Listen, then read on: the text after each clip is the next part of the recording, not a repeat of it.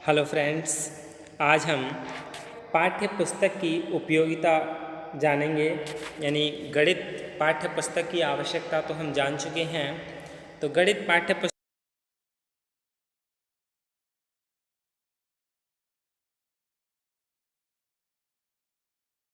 Text book. पाठ्य पुस्तकों का उपयोग करने में विशेष सावधानी जरूरी होती है। पाठ्य पुस्तक का प्रयोग इस प्रकार से किया जाना चाहिए कि बालक अध्यापक के द्वारा मौखिक विधि से सीखने के बाद पाठ की तरफ अधिक दृढ़ता से ध्यान दे। यानी यदि कोई अध्यापक मौखिक रूप से बच्चे के लिए पढ़ा रहा है तो जो बालक है वो क्या है, उसकी पाठ की तरफ रुचि बढ़ जाए। अतः यह एक साधन के रूप में होता है। यानी पाठ्य पुस्तक है वो साधन के रूप में होती है। इसके लिए पाठ्य पुस्तक सामान्य व गहनता लिए हुए होना चाहिए। गणित शिक्षण में इसका उपयोग कई तरीके से किया जाता है। कैसे किया जाता है? सबसे पहला उपयोग जान लें। पाठ की प्रस्तावना के लिए, for the using lesson introduction. शिक्षण की सफलता विद्यार्थियों की सीखने की तत्परता पर निर्भर करती है। सीखने की प्रक्रिया में प्रेरणा का अधिक महत्व होता है। अध्यापक को पाठ पढ़ाने से पहले विद्यार्थियों को प्रेरित व मानसिक रूप से तैयार कर लेना चाहिए।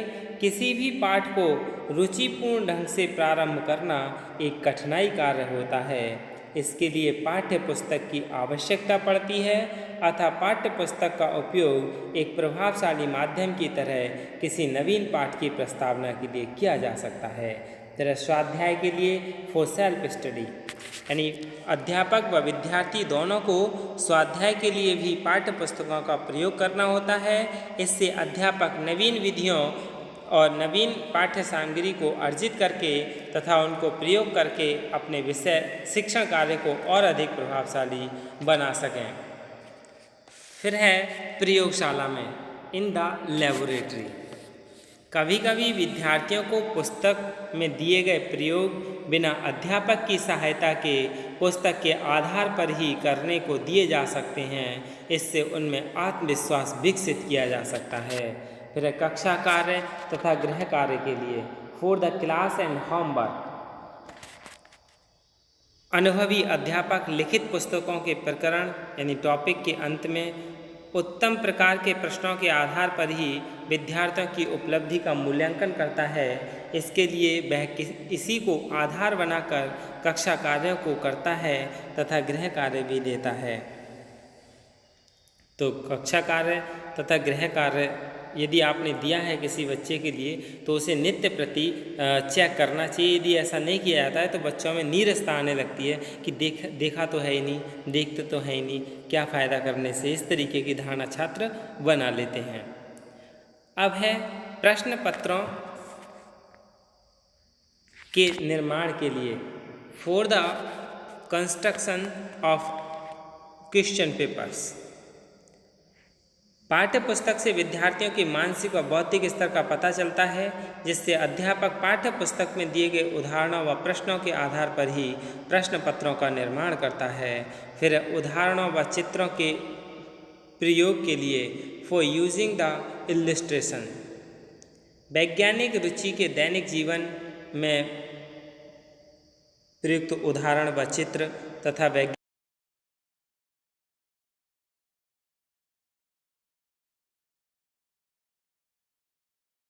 है।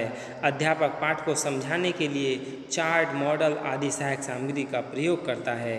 इसके बाद है पाठ्य वस्तु की पुनरावृत्ति के लिए, यानी for revision of previous chapter. किसी भी पाठ के खत्म होने के बाद उसकी पुनरावृत्ति जरूरी होती है, सारांश रूप में ही चाहे क्यों न की जाए। इससे विद्यार्थियों का उपलब्धि स्तर ज्ञात हो जाता है और कि उसने कितना सीखा और कहाँ पर कमी रह गई। ये तो सभी में होना चाहिए। फिर है समय की मितव्ययिता के लिए, for the saving of time. समय के सदुपयोग को देखते हुए भी पाठ्य पुस्तक का प्रयोग किया जाता है। इसके द्वारा कक्षा के लिए पाठ्य पुस्तक चयन, संगठन, अभ्यास कार्य व गृह कार्य देने में, मूल्यांकन के संपादन के प्रयोग के चयन में जो समय नष्ट होता है उसकी बचत हो जाती है। फिर है पिछड़े विद्यार्थियों के सहायक के रूप में for the helping retarded students. सामान्य बालक आसानी से किसी भी कार्य को सीख लेते हैं, लेकिन पिछड़े बालकों को अत्यधिक ध्यान देने की आवश्यकता पड़ती है, लेकिन हमेशा ये संभव नहीं है कि अध्यापक इन पर ध्यान दे सके। इसके लिए उन्हें पाठ्य पुस्तकें लाभ पहुंचाती हैं। डगलस के अनुसार अध्यापक व पाठ्य पुस्तक विद्यालय का निर्माण करते हैं, यानी अध्यापक और पाठ्य पुस्तक ये दोनों मिलकर क्या करते हैं, विद्यालय का निर्माण करते हैं। The teacher and text book make the school. पाठ्य पुस्तक की विशेषता जान लें कि पाठ्य पुस्तक की क्या विशेषताएं हैं। Characteristics of text book. पहली विशेषता है पाठ्य पुस्तक का लेखक, यानी गणित की पाठ्य पुस्तकों में कुछ ऐसे गुण और विशेषताओं को होना अति आवश्यक होता है जो पाठ्य पुस्तक की गुणवत्ता की दृष्टि से अति महत्वपूर्ण हो। पाठ्य पुस्तक का विद्यार्थी व अध्यापक दोनों के लिए बहुत महत्व होता है, क्योंकि ये अधिगमात्मक साधन है। पाठ्य पुस्तकों से ही विद्यार्थी में वैज्ञानिक भावना, दृष्टिकोण और अनुसंधान की प्रवृत्ति होती है। यानी पाठ्य पुस्तक का लेखक, author of the text book, किसी भी पाठ्य पुस्तक को लिखने से पहले ये देखना चाहिए कि लेखक की शैक्षिक योग्यता कितनी है, उसकी भाषा शैली कैसी है, उसे भाषा का कितना ज्ञान है। ये सब लेखक की प्रशिक्षक योग्यता तथा अनुभव अच्छा होना चाहिए। सामान्यतः गणित शिक्षक की पुस्तक को लिखने में लेखक का यह प्रयास होना चाहिए कि उसकी भाषा मातृभाषा हो। गणित शिक्षण की पुस्तक को लिखने के लिए लेखक को विभिन्न तकनीकों का ज्ञान होना चाहिए। उसे शिक्षण प्रक्रिया व पक्षों की जानकारी भी होनी चाहिए, ताकि वह नवीन ज्ञान को पुस्तक के माध्यम से विद्यार्थियों के समक्ष प्रस्तुत कर सके। फिर है पाठ्य पुस्तक का आकार, the size of the text book. पाठ्य पुस्तक केवल लिखी ही अच्छी होनी चाहिए ये नहीं चाहिए, अपितु पुस्तक का कागज, जिल्द, छपाई आदि भी सुंदर होनी चाहिए। शीर्षक को मोटे अक्षरों में छापना चाहिए। बाइंडिंग करते समय पुस्तक की मजबूती को ध्यान में रखना चाहिए। पुस्तक की जिल्द व बाइंडिंग अधिक वर्षों तक चलने वाली होनी चाहिए। फिर है पाठ्यक्रम व विषय वस्तु पर आधारित, based on syllabus and subject matter. पाठ्य पुस्तक में शिक्षा विभाग द्वारा निर्धारित संपूर्ण पाठ्यक्रम होना चाहिए। उसके लिए निम्नलिखित बातों का ध्यान रखना चाहिए। कौन कौन सी बातें हैं?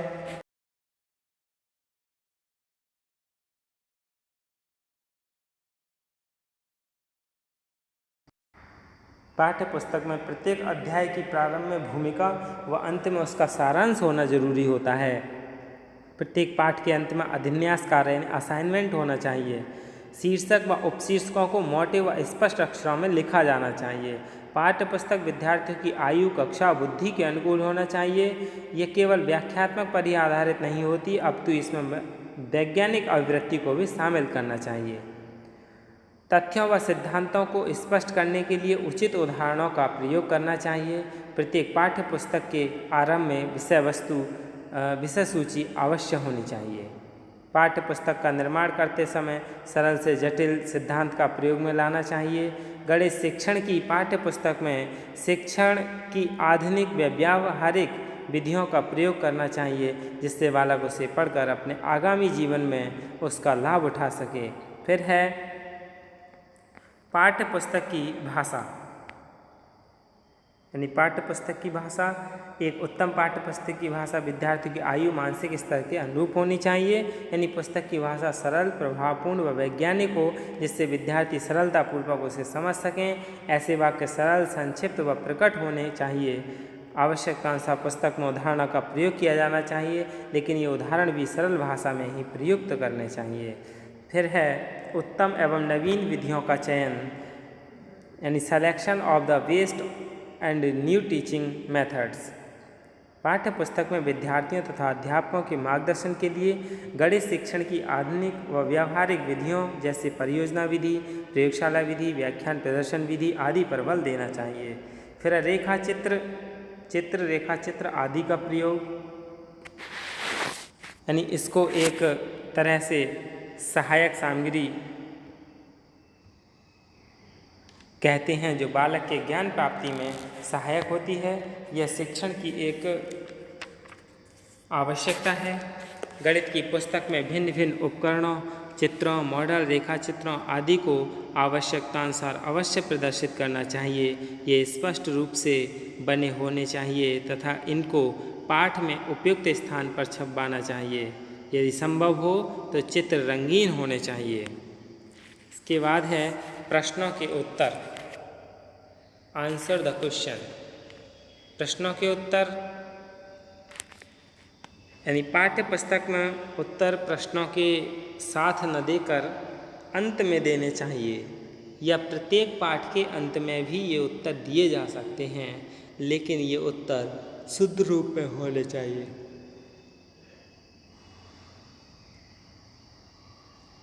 उत्तर कैसे होना चाहिए? शुद्ध रूप में होने चाहिए।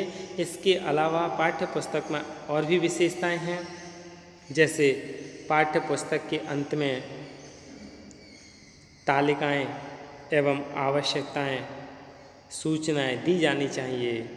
समय समय पर व आवश्यकतानुसार पुस्तक में संशोधन किए जाने चाहिए। पाठ्य पुस्तक का मूल्य बहुत अधिक नहीं होना चाहिए और पाठ्य पुस्तक में विषय वस्तु क्रमबद्ध होनी चाहिए। पाठ्य पुस्तक का आकार न ज़्यादा बड़ा होना चाहिए और न ही ज़्यादा छोटा होना चाहिए। पाठ्य पुस्तक के साथ एक प्रयोगशाला निर्देशिका भी होनी चाहिए। इसलिए कहा भी गया है मैक्सवेल के अनुसार, पुस्तक ही वह माध्यम है